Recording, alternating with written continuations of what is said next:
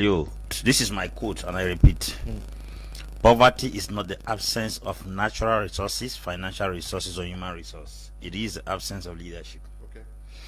I'll begin by saying that when greed, tribalism, ethnocracy, and nepotism encapsulate a group of people, no matter how rich they may be, they will never see the future. Africans that have had the heart to push the continent Africa to another dimension have been destroyed by Africans.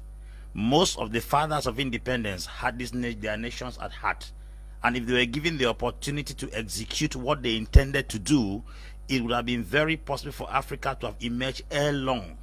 I will give you a few analyses that will shock you. A country like Togo got independence from France under the leadership of Sylvanus Olympio. Olympio did not want the France CFA. Olympio created the Togo currency. But a man called Iyadema Nasingbe was used to eliminate, that is a Togolese, used to eliminate a Togolese that has Togo at heart. Iyadema Nasingbe killed Sylvanus Olympio. You go down to Burkina Faso, there is this guy called Maurice Yamiyogo.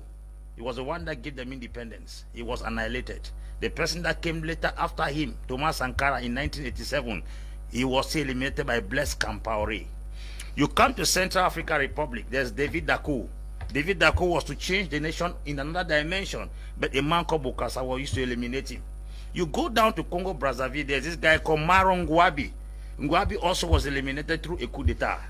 Now, if you go down to Guinea Equatorial here, there was this guy called Masias Ngema.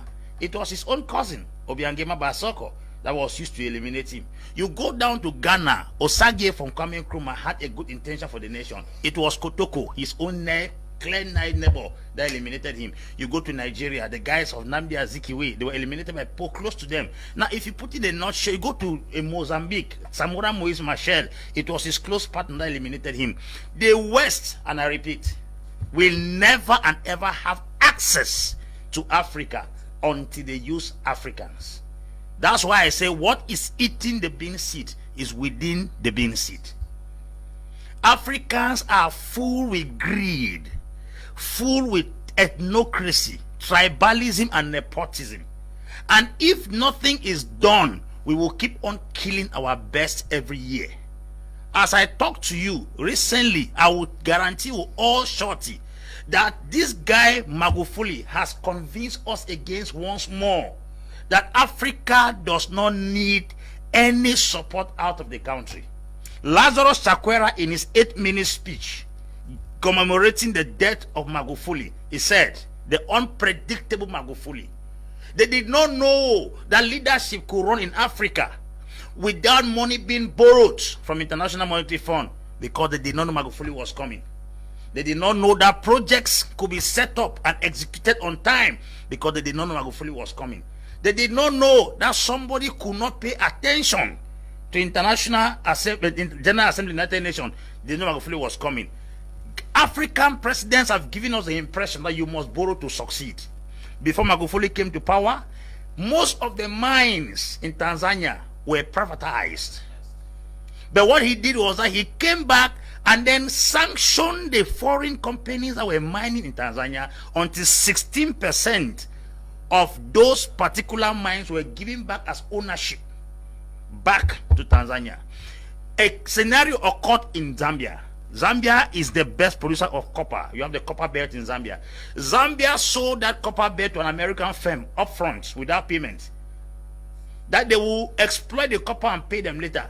American firm came, took that particular copper belt, turned it within 2 years and paid the money upfront, and is giving Zambia a 0.00 something% as royalty for their mine.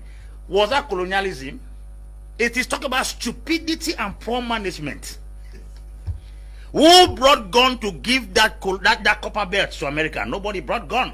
When last did you see Europeans using prestation, assimilation, or indirect rule in Africa? It's no longer there. Let us consider the fact that they are taking a greater chunk of our resources. The balance we have here is very possible for us to manage those things. How can a man come in 5 years' time without borrowing a dime from International Monetary Fund, a dime from World Bank, he was able to restore 6 aircrafts into the Tanzania airline. He was able to build bridges, build railway, restore back the Julius Nyerere hydroelectricity project that could give Tanzania 99% guarantee of electricity throughout the year without borrowing a dime.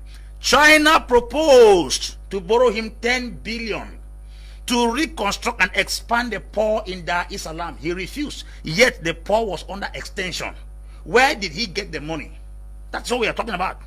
A man that came and gave free education to all government schools in Tanzania. Mr. Leo, 20,000 ghost workers were discovered. That's where our money is going to. That's not colonialism. He also arrested 14,000 unqualified workers in the government. Those 34,000 persons who were earning salary they did not merit is what was melting down the economy. It was not a colonial master. I think if we go down to most African countries, there are people who are earning salaries that do not exist in the government.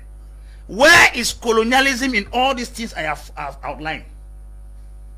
A man who said that education is free for girls, but the moment you become pregnant, your family will start paying fees. A nice way of fighting moral decadence. Who are we going to blame? Where did he get the money? He came and saw the hospital. President that goes down to the hospital. Beds were scattered, rotting. Patients were sleeping on the floor. He fired the entire medical staff and gave them 1 month to repair all the beds in Tanzania. And suddenly from nowhere, the beds were repaired in the space of 2 months.